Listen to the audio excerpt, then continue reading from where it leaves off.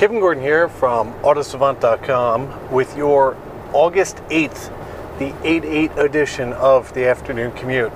Today we have three things to go through, starting with the first photos of the 2013 Honda Accord. Both sedan and coupe showed up this morning at about 7 a.m. We take a look at those. They look a lot like the current Accord, both sedan and coupe. It really is a very minimally evolutionary change for the two cars.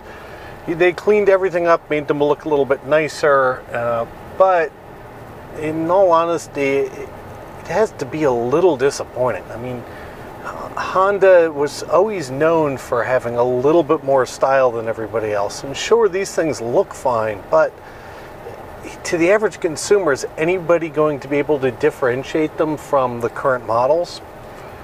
I don't know. I'm sure they'll continue to sell well, and you know, the reputation that Honda's riding on will continue to power it along. But I guess I was just hoping for a little bit more out of them from an exterior design perspective in this iteration. Next up for today, the next generation BMW M3, which is basically completely confirmed, will be powered by an inline turbocharged 6-cylinder engine, make about 450 horsepower and the like. Well, Auto Week supposedly was talking to a senior BMW official who confirmed a couple of things. One, it's going to launch as a sedan only. And two, and more interestingly, and one of those things that we had some discussion with our fine commenters about in the past, the next generation of the M3 most likely, and I'm saying most likely even though Auto Week said will not, or most likely will not, come with a manual transmission. Ooh, no manual transmission for the next M3. Everybody's really going to get upset about this, right?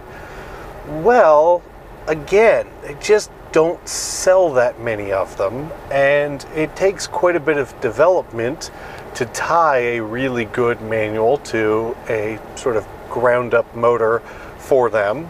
So they're not going to make one. Now, will there be enough of an outcry in the United States to get them to offer one in the US? Because in Europe, they seem like they're abandoning them quickly. We shall see, I suppose. But, and here's my big but, when Ferrari doesn't offer a manual anymore, why would BMW's ultimate performance machine need one? You know, is the M3 about pure driving, or is it about them making as fast of a car as possible? Because let's face it, the manuals are the semi-automatics, the dual clutch and single clutch boxes are faster than manual transmissions at this point. Do I still enjoy a 3-pedal setup? Absolutely. But I think they're going to become relegated to a middle class of sports cars that are less about ultimate performance and more about driving enjoyment. And finally for today, I wanted to talk a little bit about what is going on with Ford in Europe. So if you haven't been following Ford from a financial standpoint, Ford is down as far as profits go 57% in the second quarter year over year. In the second quarter, Europe lost $404 million for Ford, where in the year previous in that period, it made them $157 million. So, in summary, things are bad for Ford in Europe. So bad that it's dragging down the company, even though they're doing very well and profits are up in the US.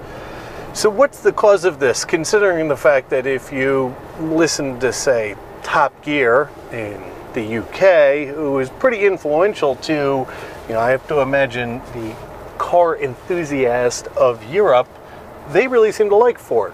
Well, it comes down to three things. One, the economy in Europe is dismal.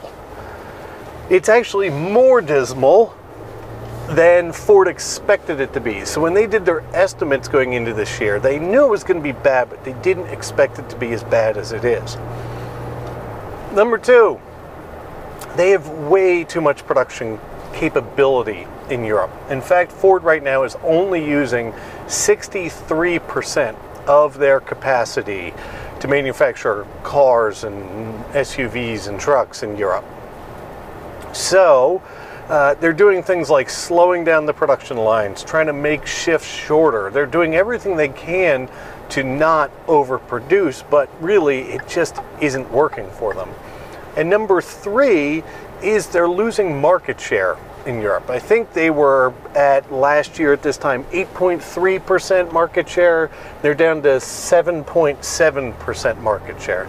The cause of that, according to Ford, is the fact that the other manufacturers that are playing in the space are willing to much more deeply discount their cars, almost to the point of a loss, to continue to hold market share. So, you know, it's giving up profits for market share.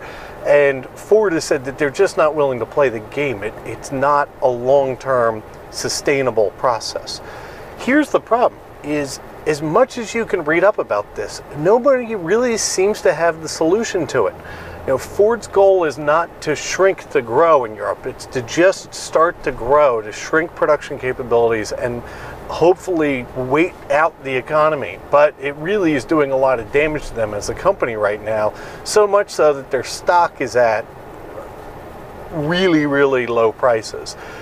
The problem there again is if you listen to all the financial analysts, it's actually so cheap that they're scared of it. They don't want to invest their customers in it because it's so inexpensive. And I know that sounds counterintuitive, but that's what they're saying. So there's our afternoon commute for the 8th of August. I'm Kevin Gordon from AutoSavant.com, and I look forward to talking to you guys tomorrow.